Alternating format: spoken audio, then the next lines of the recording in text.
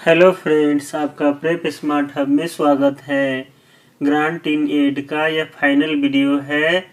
इस वीडियो में हम जानेंगे कि ग्रांटी इंस्टीट्यूशंस का एनुअल रिपोर्ट पार्लियामेंट में कितने दिनों के भीतर, फाइनेंशियल ईयर एंड होने के कितने दिनों के भीतर सबमिट करना होता है। स्टेट गवर्नमेंट किस फॉर्म में यूसी सबमिट करती है। परफॉर्मेंस कम अचीवमेंट रिपोर्ट कब सबमिट करना होता है।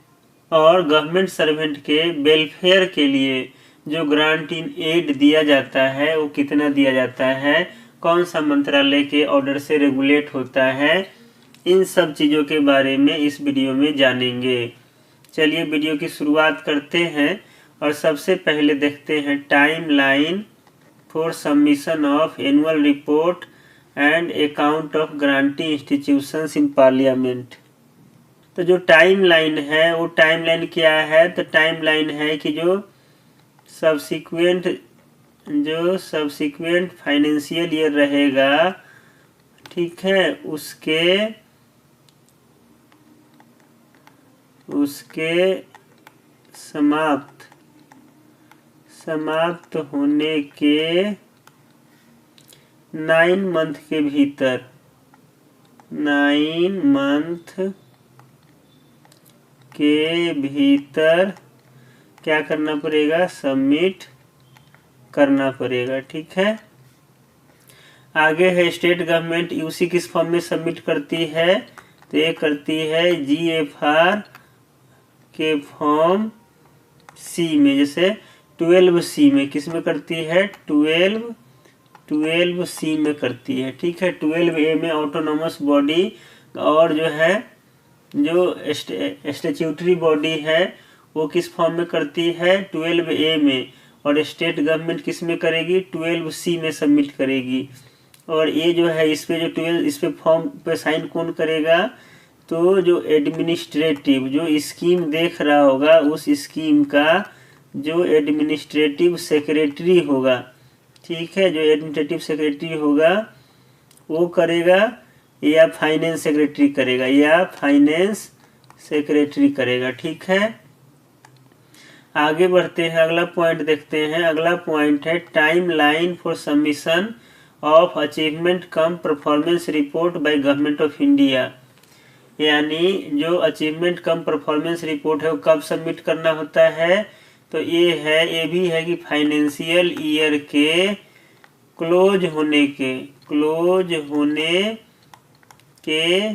6 मंथ के भीतर करना होता है। ठीक है, देखिए यूसी था कितने दिन के अंदर, 12 मंथ के भीतर करना था। और अभी जो पढ़ रहे थे पार्लियामेंट में जो ग्रांटी इंस्टीट्यूशंस का एनुअल रिपोर्ट सबमिट होगा वो 9 मंथ के भीतर होगा।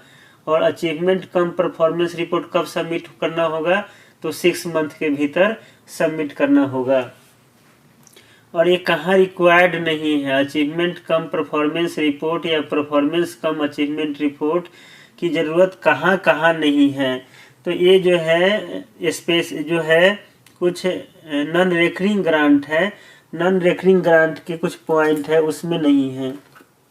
नॉन रेकरिंग ग्रांट, ठीक है, जैसे क्या है, सेलिब्रेशन ऑफ एनिवर्सरी, जैसे ऑटोनोमस बॉडी है, मान लीजिए वो सेलिब्रेट कर रही है अपने एनिवर्सरीज का, सेलिब्रेशन ऑफ क्या है, एनिवर्सरीज, उसके लिए क्या होगा, उसके लिए अचीवमेंट कम परफॉर्मेंस रिपोर्ट देने की ज़रूरत नहीं होगी। ठीक है, दूसरा है कि कंडक्ट ऑफ स्पेशल टूर्स, दूसरा क्या है, कंडक्ट ऑफ स्पेशल टूर्स, ठीक है, कंडक्ट ऑफ स्पेशल टूर्स, इसके लिए भी अचीवमेंट कम परफॉर्मेंस रिपोर्ट देने की ज़रूरत नहीं है। फिर आगे है मेंटेनेंस ग्रांट, क्या है, मेंटेनेंस ग्रांट फॉर एजुकेशन, यानी एजुकेशन के लिए अगर कोई ग्रांट देते हैं तो उसमें भी क्या है, अचीवमेंट कम परफॉर्मेंस रिपोर्ट देने की ज़रूरत नहीं है। अचीवमेंट कम परफॉर्मेंस रिपोर्ट 6 महीने के भीतर देना होता है फाइनेंशियल ईयर के क्लोज होने के और जो है किस केस में रिक्वायर्ड नहीं है, तो सेलिब्रेशन ऑफ एनिवर्सरीज के केस में। नॉन रेकरिंग ग्रांट में सेलिब्रेशन ऑफ एनिवर्सरीज है, कंडक्ट ऑफ स्पेशल टूर्स है, मेंटेनेंस फॉर एजुकेशन है। मेंटेनेंस ग्रांट फॉर एजुकेशन इसमें देने की जरूरत नहीं होती। आगे बढ़ते हैं, अगला पॉइंट देखते हैं। Where achievement cum performance required in every cases. Every cases में कहाँ होता है, तो रेकरिंग ग्रांट जो होता है, ठीक है, रेकरिंग ग्रांट के एवरी केस में, ठीक है, एवरी केस में क्या करना है, एवरी केस में सबमिट करना है, एवरी केस में सबमिट करना है क्या, अचीवमेंट कम परफॉर्मेंस रिपोर्ट, ठीक है। लेकिन इसमें एक चीज दिया हुआ है एक्सेप्शन में दिया हुआ है, वो क्या है, वो है कि जो भी कॉम्पिटेंट अथॉरिटी होगा वो क्या करेगा, 25 लाख, ठीक है, 25 लाख से नीचे 25 लाख तक का, ठीक है, 25 लाख तक का अगर ग्रांट इन एड है तो उस केस में क्या कर सकता है, उस केस में अचीवमेंट कम परफॉर्मेंस के लिए एग्जेम्प्ट कर सकता है, उस केस में एग्जेम्प्ट कर सकता है, ठीक है, अचीवमेंट कम परफॉर्मेंस रिपोर्ट के लिए। और इसकी जगह जो है किसे, और इन ल्यू इसके लिए क्या कर सकता है, यूसी से काम चला लेगा, ठीक है। तो इसमें है कि जो रेकरिंग ग्रांट है, रेकरिंग ग्रांट के एवरी केस में achievement cum performance report submit करना है, ठीक है। रेकरिंग ग्रांट के एवरी केस में achievement cum performance report submit करना है। लेकिन एक्सेप्शन में है कि 25 लाख तक का अगर जैसे ग्रांट इन एड है तो उस केस में, ठीक है, कॉम्पिटेंट अथॉरिटी चाहे तो क्या कर सकती है, एग्जेम्प्ट कर सकती है और सिर्फ यूसी से काम चला सकती है, ठीक है। आगे बढ़ते हैं, अगला पॉइंट देखते हैं। अगला पॉइंट है grant in aid for government employees welfare. तो देखिए, which ministry is concern for regulating, तो जो मिनिस्ट्री ऑफ होम अफेयर्स है, ठीक है, मिनिस्ट्री ऑफ क्या है, होम अफेयर्स है, ये क्या करता है, रेगुलेट करता है। किसको रेगुलेट करता है, तो जो ग्रांट इन एड जो है गवर्नमेंट एम्प्लॉय वेलफेयर के लिए जो दिया जाता है उसको रेगुलेट करता है। What amount can be sanction for पर रेगुलर एम्प्लॉय, तो जो पर रेगुलर एम्प्लॉय जो सैंक्शन किया जाता है ये वेलफेयर फंड के लिए, जैसे रिक्रिएशन क्लब वगैरह के लिए, तो वो है 50 रुपीज है, 50 रुपीज पर हेड है, ठीक है, 50 रुपीज पर हेड, ठीक है, पर फाइनेंशियल ईयर, यानी एक फाइनेंशियल ईयर में 50 रुपीज पर हेड मिलता है, ठीक है। इसके अलावा 25 रुपीज जो है एडिशनल अमाउंट भी दिया जाता है, ठीक है। ये जो एडिशनल अमाउंट दिया जाता है वो किस लिए दिया जाता है, तो मैचिंग के लिए, ठीक है, मैचिंग, ठीक है, मैचिंग के लिए दिया जाता है, मैचिंग के लिए, मैचिंग, ठीक है, फॉर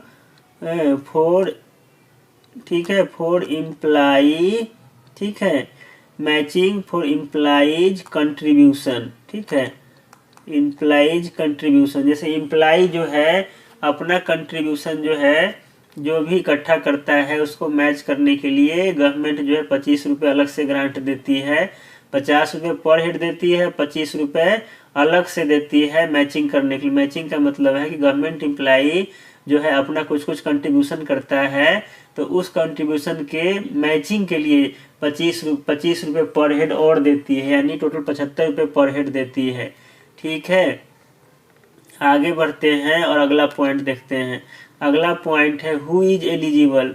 एलिजिबल कौन कौन है, तो एलिजिबल कौन कौन है, तो इसमें जो है, तो सबसे पहले जानते हैं कि इसमें क्या होता है कि जो मिनिस्ट्री डिपार्टमेंट है या अटैच्ड या सबऑर्डिनेट ऑफिस है, ठीक है, अटैच्ड या सबऑर्डिनेट ऑफिस है, या जो है स्टैट्यूटरी बॉडीज है, ठीक है, जिसका budget consolidated fund of India का पार्ट है, ठीक है, उसके इम्प्लाई क्या है, एलिजिबल है, उसके जो इम्प्लाई होंगे वो क्या होंगे, एलिजिबल होंगे। ठीक है, एलिजिबल होंगे, इसमें है एलिजिबल होंगे। जो इसमें दिया हुआ है वो कि क्या दिया हुआ है कि जो टोटल स्ट्रेंथ होगा, जो भी टोटल स्ट्रेंथ होगा रेगुलर इम्प्लाई का, जो रेगुलर इम्प्लाई का टोटल स्ट्रेंथ होगा, ठीक है, उसी को मिलता है, उसी को मिलता है। ठीक है, जो रेगुलर इम्प्लाई है उसी को मिलता है, कॉन्ट्रेक्चुअल और वर्क चार्ज स्टाफ वाले इम्प्लाई को नहीं मिलता है। हु इज नॉट एलिजिबल, कौन एलिजिबल नहीं होगा? तो इसमें जो वर्क चार्ज जो इम्प्लाई है वो एलिजिबल नहीं होगा, और कॉन्ट्रेक्चुअल इम्प्लाई है वो भी एलिजिबल नहीं होगा। ठीक है, यानी केवल रेगुलर इम्प्लाई को ही मिलेगा, परमानेंट इम्प्लाई को ही मिलेगा, कॉन्ट्रेक्चुअल वर्क चार्ज इम्प्लाई को नहीं मिलता, एलिजिबल नहीं होता है। और इसमें है कि जो गजटेड ऑफिसर है, जो गजटेड, ठीक है, गजटेड इम्प्लाई है, ठीक है, उसको तभी मिलेगा जब वह क्या होगा, रिक्रिएशन क्लब का मेंबर होगा। किसका? रिक्रिएशन क्लब का मेंबर होगा तभी मिलेगा। ठीक है, आगे बढ़ते हैं और अगला पॉइंट देखते हैं। जो हमारा अगला पॉइंट है, what is maximum one time grant for setting up recreation club. तो इसमें जो है 50,000 रुपीज मिलता है।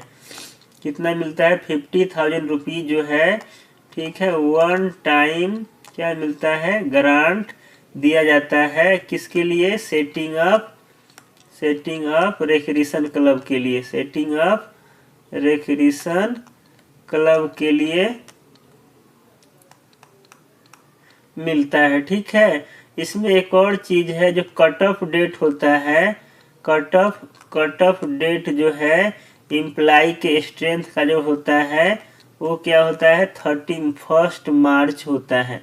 क्या होता है? 31 मार्च ऑफ प्रीवियस फाइनेंशियल ईयर। ठीक है, जो इसमें जो पर हेड 50 रुपये और 25 रुपये एडिशनल जो दिया जाता है, उसका जो कट ऑफ डेट होगा वो इम्प्लाई के स्ट्रेंथ का, रेगुलर इम्प्लाई का, वो प्रीवियस फाइनेंशियल ईयर का जो 31 मार्च का होगा वो होगा। ठीक है, हमारा जो ये वीडियो है यहीं पे समाप्त होता है ग्रांट इन एड का। आशा करते हैं आपको वीडियो अच्छा लगा होगा। ठीक है, वीडियो को देखने के लिए बहुत बहुत धन्यवाद।